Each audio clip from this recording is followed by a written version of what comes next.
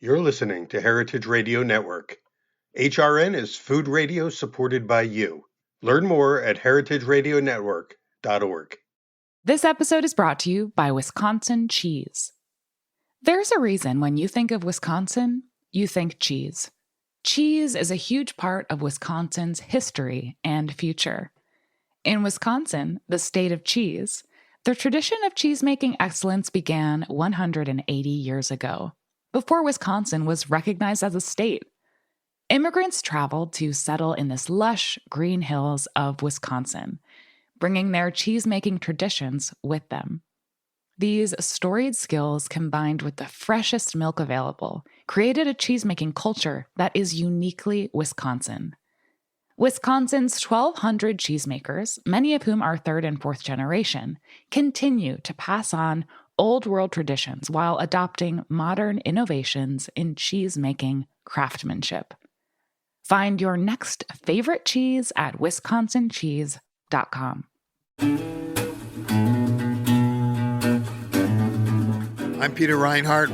Welcome to Pizza Quest, and I'm coming to you from the Las Vegas Convention Center, the International Pizza Expo 2023, and I'm sitting here with Landon Pietrini, I would have to say, one of the new kids on the block of the pizza world, but doing some pretty serious work, and based in Southern California, not too far from Long Beach. Correct. What's the town, Landon? Los Alamitos. Los Alamitos, so about 7-8 miles inland from Long Beach? Correct. And you're doing Pietrini Pizza Napolitana. Correct. Which means, when I hear Napolitana, means you're doing Napolitana wood-fired pizza. Yes, sir. But you're not only doing wood-fired pizza. Yep. Tell us about what you're doing. Also doing New York style, 18-inch pie. So we're offering 18-inch pies and then your traditional 12-inch wood-fired pies as well. So you got two different ovens then. You're not doing the New York style pies in the wood-fire, right? You could, but it's a tricky balance. That's a tricky. Yeah, that's a tricky. You don't want to do a New York style in 90 seconds. You know? Correct. So what do you do? What do you bake your New York style pizzas in? We're baking the New York at 600 in a deck oven. In a deck oven. So like a baker's pride type. Correct. Of Yeah. Because it's like the choices these days is like Baker's Pride, and there's what's the other one that everyone's using? Pizza Masters. Pizza Masters, the hot brand, but hard to get. Yeah. And then there's the old school. There's plenty of ovens. Yeah. But the main thing is that it's two different styles. So are you making two different doughs for these? Two different doughs. Correct. How did you get into this whole thing? I mean, you look like a young guy. Yeah. What are you in your 20s still? 34. 30. You look like you could be 29. I get that all the time. I'll take it. I'll run with that for sure. Well, hold on to it for as long as you can, because this business could age you. Yeah. My hair's starting to go gray, and I'm feeling it. My back's hurting at the end of the night. I have a feeling the next time I see you, you're going to be like totally clean shaven, because you don't want anyone to see the gray. Yes, sir. And then later you'll just let the gray come out and go, I'm going for it. Yeah. But so how did you get into the pizza game? So this. We've been open for 2 years. Opening a pizzeria was a dream of my father's, actually. He was a Chicago boy, born and raised, moved to California, met my mom, they got married, and the rest is history. But he always had an affinity. His heart was always with tavern-style cracker thin pizza. And it's coming back big time. It's coming back, which is so crazy. There's a big article about the Chicago style recently. We were fortunate in where we are in Los Alamitos. Down the street, there was a restaurant called Fioritos that offered a tavern-style pie that we grew up on. Yeah, they were ahead of their time now. Yeah. They're behind and ahead. I know. It's unfortunate they went under, which broke a lot of people in the community's hearts. If they could just get it together right now, I know they would the be style killing is it. Really hot right now. It is hot. So how did you end up in Los Alamitos? Did your family move out there? Yes. I grew up in Seal Beach, so just a quaint little beach town, kind of sandwiched between Long Beach and Huntington Beach. Uh-huh. It's the most northern part of Orange County. In Los Alamitos is about 5 miles inland from there. Where does Corona del Mar fall in that spectrum? Corona del Mar, is it considered part of Orange County? It is. It is. I That's spent further a summer south. There. Yeah, I loved Corona del Mar. It's beautiful. And Laguna beautiful Beach area. rocks, cliffs. Yeah. So great for hiking and walking. In fact, our friend John Arena is opening a pizza place That's at right. Dana Point. I know that. Which is I've right been on the highway following there. that. Yeah. It looks so gorgeous. So that's your old turf. Yeah. And now you're kind of down a little to the left. Correct. So this opening a pizzeria was a dream of my father's. He he always thought he was going to do a cracker thin pie because that's what we grew up eating. Yeah. I'd say when I was like 15, so I'm not so good with math on the spot, like 17 years ago, or give or take, we were in Australia of all places. Wow. Visiting my brother who was living there at the time. And on Manly Beach, there was a little wood fire spot. And we sat down, and he had a traditional Neapolitan pizza, and it blew his mind. Your dad's mind? Yeah. Wow. So that's a big totally leap. changed the trajectory of his pizza aspirations. And this was kind of before the time where, I mean, it's so prevalent. There's so much resources to just delve into and learn. You can get an uni and do it at home, but back then it was, you kind of had to kind of search the web and find people who were blogging about it. Jeff Verasano, I think his name was. Verasano in Atlanta. Yeah. So he had a page that my dad would just try and glean from and use his dough recipes. He had hacks on how to get your normal home oven up to like a higher temperature to kind of simulate. Right. Jeff was like an internet phenomenon before all this social media thing happened. And I mean, he was posting so much and bragging so much about his homemade pizza that basically he had to open a pizzeria so that he could like prove that he could really do it. And he's got a cool pizzeria in Atlanta. So that was where he started to kind of dabble in and get his feet wet with those new recipes using a 00 flour if he can get his hands on it. Purchased a home oven, spent, I don't know, at the time it was like a couple $1,000s, for a little, it was like a 90 centimeter on the diameter on the inside, so it could fit about one pie in there. Yeah, kind of like a Forno Bravo Vesuvio. It was a Forno Bravo. Yeah. Was it? Yeah. Okay. Yeah. So we just started dabbling. I have one of those, by the way. It's such a fun, oven to use at home. It's such a great pastime. If you're just cooking for one or two or three people. Yeah. I like cooking steaks in there, believe it or not. Yeah. I do a 2-minute steak. Yeah, we'll just reverse sear it. Just finish it with a nice sear. Yeah, nice. So awesome, good. Yeah. But anyways, he was the pizza maker. His body wasn't doing too well. He had I think about 40 major surgeries. Wow. Knee replacements, shoulder replacements, failed shoulder replacements, and then experimental surgeries on reverse replacements and so on and so forth. So anyways, his dream was to open a pizzeria, and it started to kind of get more traction. In about 6 years ago, 6 or 7 years ago, I was like, I was newly married, talked to my wife, and we agreed that, hey, if this is going to be a family thing, if you're serious, you're going to need some help. And at the time, he had got a hold of Tony Gimignani's Pizza Bible, and of course, American Pie. And so he was doing his research. He was. And did he send you up there, or did he go up there? So he was planning on going himself, but when I told him I was interested in partnering with him, he got super excited and sent me instead. So at the time, I enjoyed eating pizza. I didn't know anything about making pizza. Yeah. So that was my crash course. So you went to the school, Tony Gimignani's pizza school. Yeah, just a week-long course. That more so under the tutelage of Laura Meyer. Laura Meyer, yeah. And that was that helped we call it the secret weapon. Yeah, there. She's a force. She's amazing. Incredible. Yeah. Now, have you been to her new place yet? I have not. Well, it just opened, so none of us have. But she's opened up in Berkeley. Yeah. And I can't wait to try that. So that was that. I guess the rest is history. So that established categories that I was able to build upon. You learned this craft by getting trained by one of the great pizza masters at his school, and then suddenly you're certified to make pizzas. Yeah. And then it's all about just, we got to dive in and do it. Right. Exactly. And so how did you build it out, and how did it grow from there? We worked on recipes at home, sauce recipes, trying to find tomatoes that we really stood by, that we really loved. Did you find one that you loved? Chow. We found Chow has been the most consistent can for us. So you're kind of like, now you're in with the right company, because the Orlando Foods brings Chow to America. They bring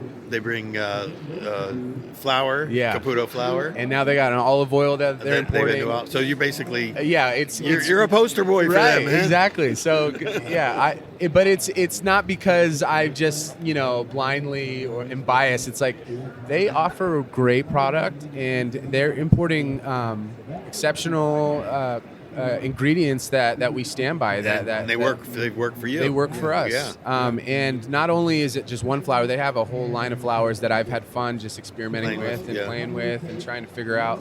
Well, sooner or later they're going to send you to Italy. Yeah, Caputo will take you over to Italy, and on one of their junkets and give you the whole grand tour. Yeah, and it's I mean, listening to your podcast as well, listening to your interview with Fred, I believe at the Pizza Pasta Northeast, and learning about like what sets their meal apart. I was like, oh my gosh, this is so fascinating. So I've been learning, just about the process and what separates them, what makes their meal stand out as opposed to some of the domestic stuff. You've even volunteered to work in their booth here at the expo, so you've been making pizzas. So now that you're part of that family, you will. I know from experience of others that they will get you over there at some point on one of their junkets. It will change your life. Well, it already has, but it will change it even more. Yeah, because I still have never been to Italy, which is making Neapolitan pizza it's people scratch their head when they ask. Yeah. In our family history, my dad's mother was from the south and his father was from the north, but once they moved to the States, I feel like we kind of lost. We're not in touch with kind of the lineage of our roots there. So you reverse engineered it. And most people go to Italy and come back and they have to do it. And you fell in love with it here, and that's going to get you to Italy eventually. Yeah. Maybe go to some of these competitions, world competitions that are happening. So I'm very excited. I'm going to compete tomorrow for the first time. You are competing. Yeah. Oh, and in the Neapolitan style, right? So you'll be. That's a tough one to win. Yeah, I don't have high hopes. I'm just excited to learn and for the opportunity to grow. You never know. And mixing dough in my hotel room just by hand. That's everyone shares that story. Everyone has to do that. It's but like also you're going to get to see. You'll be baking with other people who aspire also to greatness. Right. So it's going to push you. Which is fantastic. Yeah, it's been a blast. It's cool to see somebody in the early stages of this journey. Yeah.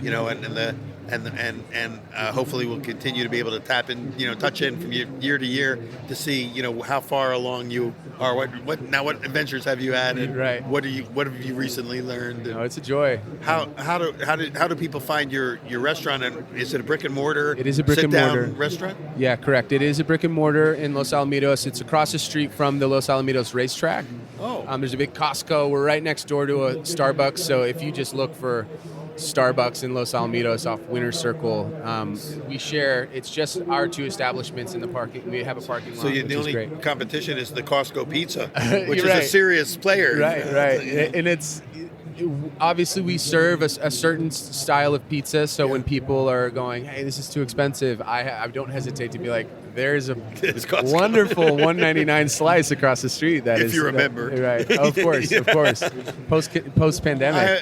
I can't help but say Costco impresses me for two things: the $1.50 hot dog and the slice of pizza. 100%. I mean, I love shopping at Costco, but that is like when we go to shop, we think, oh, we can get lunch. Yeah. A cheap lunch. And it's impressive. They do serious volume, too. So I'm always, like, scratching my head, like, dude, they got this thing dialed. I know. I have no idea how they keep the prices down, but I think they're taking a loss leader on it, Yeah. But still, so if I come to your place, I can choose between the New York. Do you sell it by the slice or by the whole pie? Both. We only offer an 18-inch, so I just, right at this point in time, and I know it's not just us, but the service industry has suffered in trying to find laborers. So it's right now it's just me making the dough. So it's a lot of work. We're only open for dinner. If anybody's listening and they're curious about coming, we're only open Wednesday through Sunday, 4 p.m. to 9 p.m. So we're open for dinner. But we only offer just two sizes to make my life easy. Two sizes, meaning the 18-inch. The 18-inch, and then the Neapolitan, the 12-inch. So in the New York style, so to speak, it's only the large. That makes great slices. Yeah, so you can go in and buy a big slice. Or buy the slice, correct. And are people doing the slices? Or are you selling a lot of slices? Yeah, we are. We're selling quite a few slices, which I was surprised. When people buy a slice, are they getting it has it already been sitting in the display and it's cold and you reheat it? Correct. Because I learned this the hard way when I was disappointed I went to DeFara's Pizza in Brooklyn, the famous DeFara's, and we got a pizza there, but we bought a whole pizza. And we ate it at the table, and none of us were blown away by it. And I told a friend of mine who had been raving about the DeFara's, and they said, well, didn't you ask him to put it back in the oven? And I said, well, it came out of the oven hot. It was like and we bought the whole pie. He says, oh, man, He says you always have to get a rebake. Right. When you do the rebake, it's a whole different pizza. It's a whole different pizza. Yeah. And New York style pies have a way of coming back to life like that when you reheat them. You know, they do. They're built to last. Yeah, and when you reheat them, I'm on the fence sometimes of wondering if it's a better time the second time it's baked. You know. Well, I think it can be. Yeah. Especially if you can get it in a hot oven for just 2 minutes. No, it takes a couple minutes, and then you get the snap in the crust that you've been craving. 100%. And then all the other goodies on top. Yeah. So, what do you think you've learned now, just in the short time? Some new things that you've learned in your own evolution as a pizza maker. Because somebody in Naples will say, "You've only been making pizza for a couple of years. How can you even have the gall to open a place?" Yeah. But Americans don't think that way. Yeah. All we need to do is see the idea. Figure out, can I do it or can I? And we do it. And we don't care if we're not afraid to fail. Right. So what have you learned? I mean, it was trial by fire. I've learned that making a good pizza, making a single good pizza is different than fulfilling 20 tickets on the line. That is a different beast. It's a different kind of pressure. The hobby of making pizza, have the passion, get excited, but be willing to test that and know you might not be 100% satisfied with every single bake that you have to fulfill. Is one thing. Another thing is just adapting to the daily obstacles of running out of dough or it not rising, and having new recipes in your back pocket that are sufficient to get you through service. That is not just an okay slice, or an okay pizza, but a pizza that you can stand by and put your stamp on. Because mixers break, ovens go down. If you aren't accounting for certain variables like temperature, the fermentation might have not risen as much as you wanted to. So it's not a light task to get a new restaurant funded. Right. How did you get the equipment and the ovens and everything? My father was a frugal man, and he got no investors. He was able to fund this. He invested his money, and he liquidated a lot of his investments and just threw down and did the whole thing. Wow! So this is his new investment. This was his new investment, and unfortunately, he passed away in a complication in a surgery. So sorry to hear. So, but he did the thing. He saw his dream come true. He opened it, and almost a year in, he passed unexpectedly. So at least he got to see it open. He got to see it open, and to know how proud he was, and just to make pizzas that he's proud of, and to see that dream come true, it's phenomenal. And for my mom and I to continue his legacy, to hold it down, and just to keep this thing going. Well, your mom's right here with us, and so I want to ask you, if you don't mind, now, are you involved in any of the day-to-day operations, or you are? Oh yeah. So what's your role? So I would be more involved in the business end. The business side, yeah. But you need that. Yeah, actually, every day I get a text telling me where I'm supposed to show up. Wow. So it may be right next to Landon, and so I would be dressing the pies or expediting at the end. I haven't cooked any yet. I could be on salads or making meatball trios. Really? You're not only the front of the house, you're the back of the house. Yeah. And you're the office. Yeah, Wow. We did bring someone along because my husband was amazing at all of the admin, all that kind of stuff, and it's not really my cup of tea. I ran a nonprofit for 24 years, Wow. and just this January finally closed down an 8,000 square foot warehouse so I could shift gears. Wow. And but I just have to say what an honor it is to watch Landon step up and become just an amazing pizza maker and baker, and just I know how proud his dad would be. I'll bet. And just to continue to carry on his legacy is an honor. So we didn't know what we were doing when we started. My husband just used to, at 2 and 3 in the morning, he would be researching tomatoes and cheese. And I'm like, this is just not normal. People don't do this. Are you ever going to open a pizzeria? And he said, I have to do this. And so I was more the risk taker. So I'd give him a nudge every now and again. And we looked for buildings probably for a year. And then I went for a cup of coffee at Starbucks and saw this empty shell. And I said, you need to come over and look at this. And so, Wow. thankfully, he had the foresight to send Landon, because Landon is just, and I know my husband wouldn't mind, even if he was here, has taken it up a number of notches. And just the passion that he cooks with is amazing. And so my part more, I enjoy walking around from table to table, just greeting the guests. And so I've come to love the whole thing.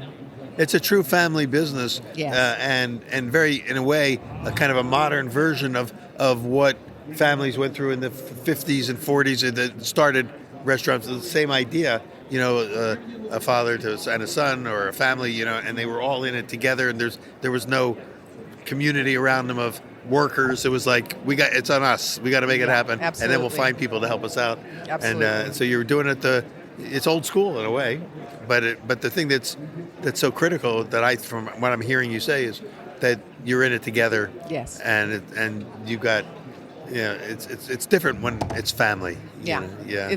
It's amazing. It's amazing. You're kind of still new at it. Do you have plans to grow it, either more space or ways to expand? Are you getting enough business right now to keep you, maxed out, or do you still have to do marketing and stuff like that to get the cash flow going? Yeah, we have done zero marketing. Haven't needed to. Yeah, we. My mom runs our Instagram account, which is really sweet. So I mean, but that's not our. There's so many hats to wear that social media and marketing has just not been on the forefronts of our priorities. Fortunately, we've had a great response in the community, and customers keep showing up.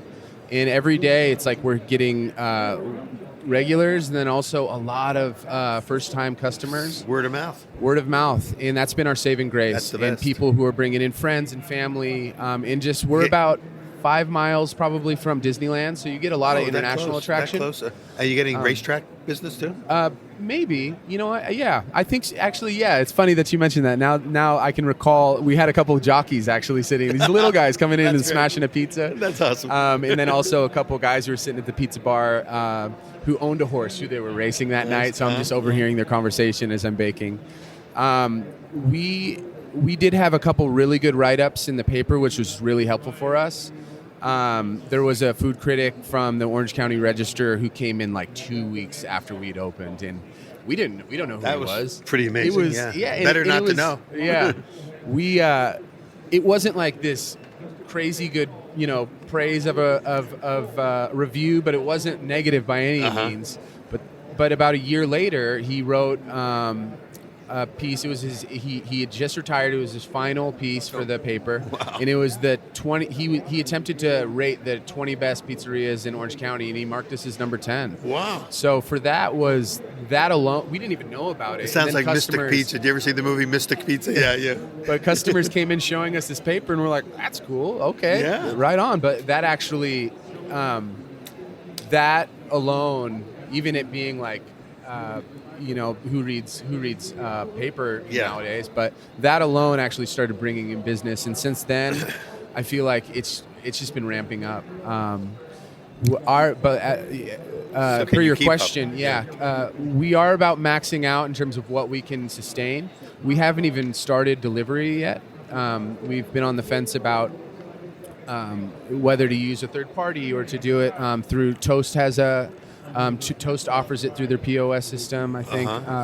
So we haven't even started delivery, and right now we just can't do it because we're using like one deck oven, in 18-inch pies. We have some young men and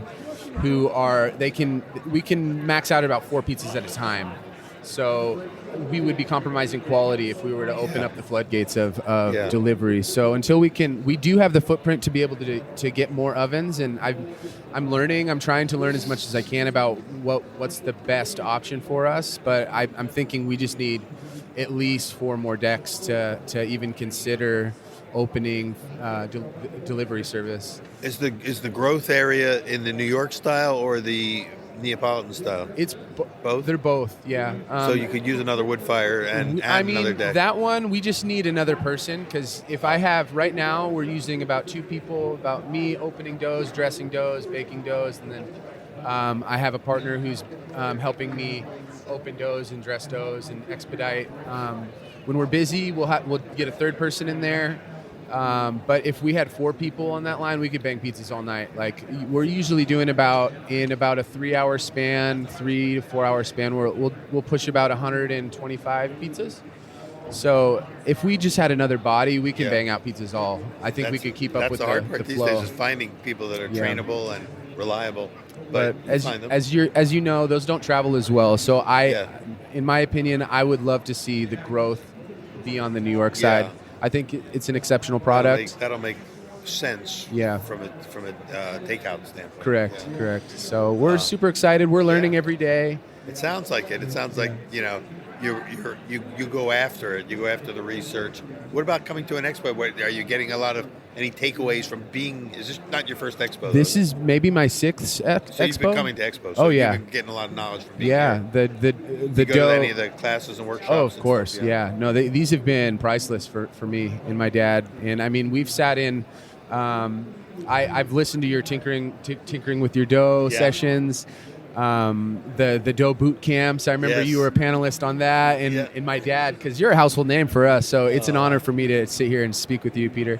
But for I'm him, honored to be, like I've been a factor in all of this. Yeah, but it's.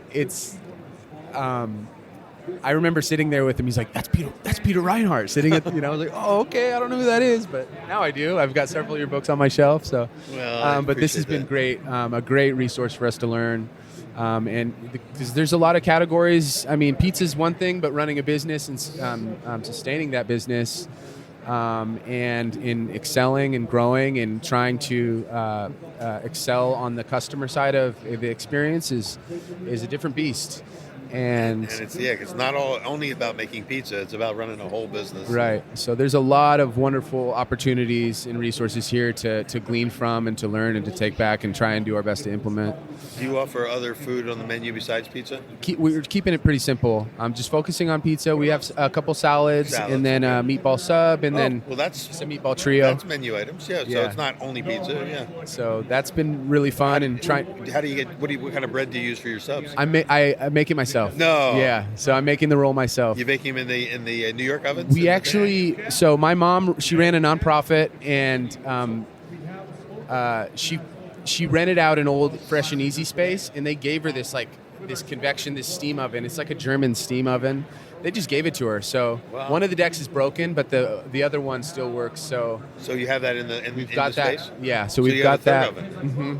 Wow, but that's dedicated to making the breads. Yeah, so I'm baking the breads in those. Just that's simple. That's amazing that you're making your own bread. A simple loaf every day. That's awesome. Instant yeast. I'm using Americana flour. I was using King Arthur's, they're high gluten. Yeah. I think Sir Galahad. Sir Galahad's like a good bread flour. Yeah. And then a friend of my father's was a baker, or he's a master baker who used to bake the rolls for us. He's been trying to open his own brick and mortar, but as a result of COVID, has ran into a lot of permitting issues, and just the timeline keeps getting dragged out longer and longer. So he had to get another job until he could finish the build out.